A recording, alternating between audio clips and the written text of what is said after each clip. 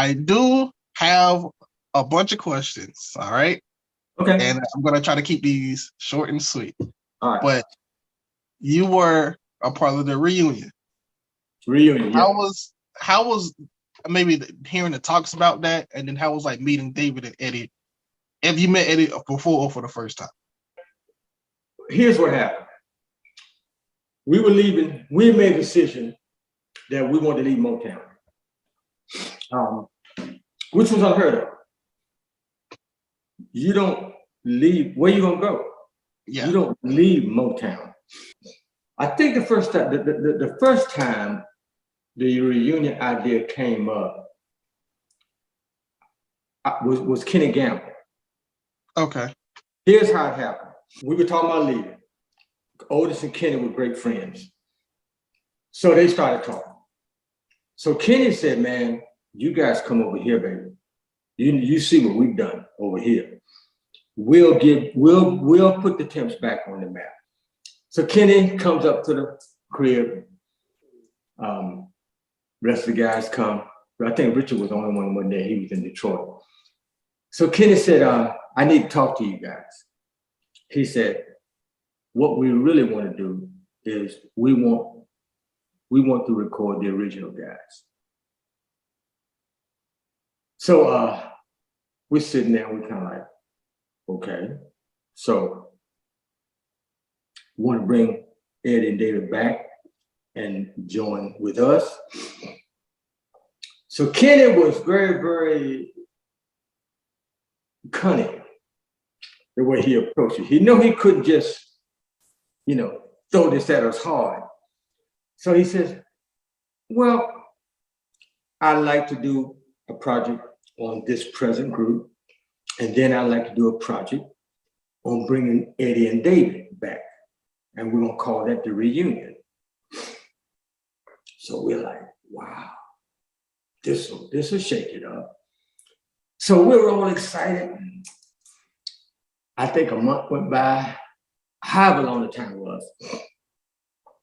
Kenny called back.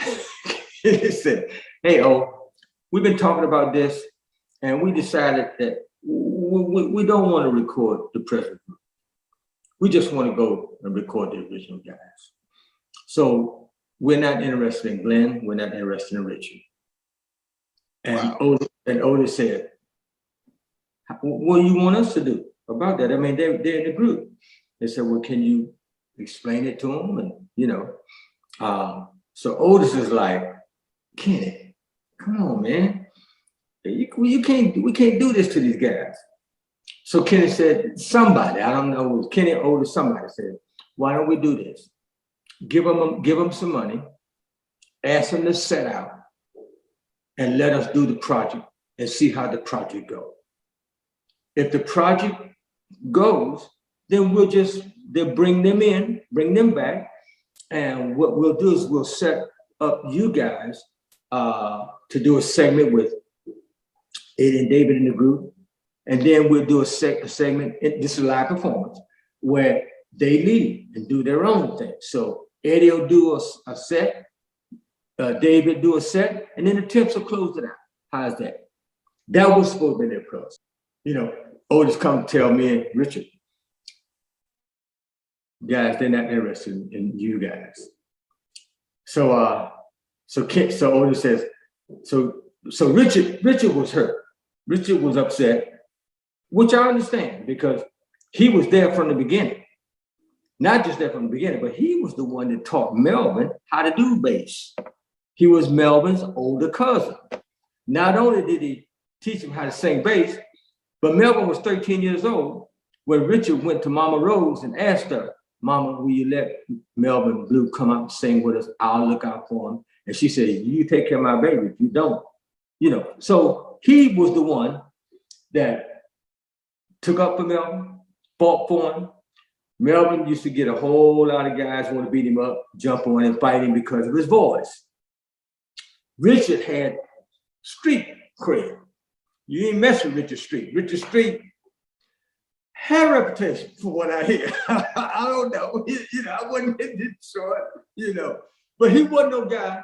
He didn't take a mess, which was cool, which was good. Anyway, and so Eddie was like, well, I'm not the tenor for the Temps anymore. Glenn Leonard is.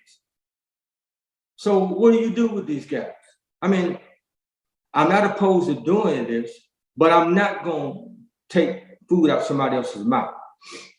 I said, now that's character. That I'm thinking here now. See, everybody else ready to throw us away, right? And I'm saying, the one that they thought wasn't going to be favorable, was thinking about us. So Eddie said, I'll come back and I'll do a project. He said, but I am not coming back to the Temptations.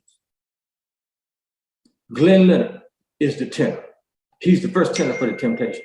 And it's not right to do this way. He said, I understand the fans want it. I know what we mean to the fans. I got a fan base myself. They love me being without you. He said, so we're going to give the best of both worlds. And I'm like, this guy not only can sing, but he got integrity and class. And that was when I guess in my mind, I had the ultimate love and respect, because he showed me that, and I ain't nowhere in his category. You understand? I mean, with success, I can sing, but I haven't had the success he had. Usually, guys, when they're up there in the ozone somewhere, they ain't got time to consider all what's going on down here among the peons and all that kind of stuff. He was mindful, thoughtful. David was good. David was smart in that David didn't say much. He rode on Eddie's wisdom. David said, whatever you say, Eddie. And that was the way it went. So, but Eddie was the one that stood up. That's what made me really, really love him even more. I don't want to say, I don't know if it's maybe the first rehearsal or the first actual recording of the song, but how did you know that, Eddie is not the same Eddie, and I might or might not have to take the workload? Wow.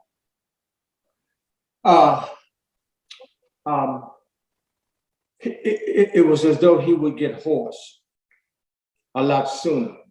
So I would say, Ed, just pull back. I'll cover it. And naturally, to put together something like that, it takes a lot of rehearsal, a lot of work. So by the time we got ready to go on the road, the wear and tear was starting to be visible. So I think we were at the Apollo, and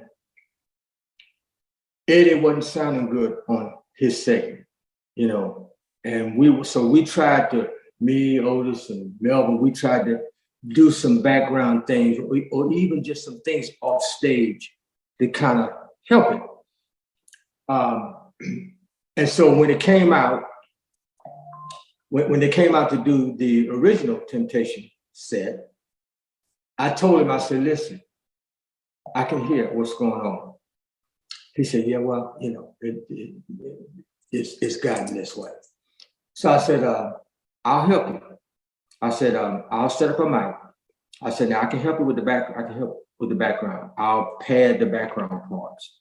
I can't do nothing for the leads, because you got to do those. So you got to find what you can do, what you can't do. He said, yeah, I know. So that was what we did. That was what we approached it. The thing is, I never lost any love or respect for him. What I saw was as an honor. I get to assist, to help the man that encouraged me, that he's the reason why I'm even here. I saw it as a badge of honor. I don't often talk about it because I don't want to give the impression that I'm boasting myself or I had to help Eddie Kendricks. No, I didn't. Eddie Kendricks is Eddie Kendricks. I don't care how he may sound or how he sounded at the end.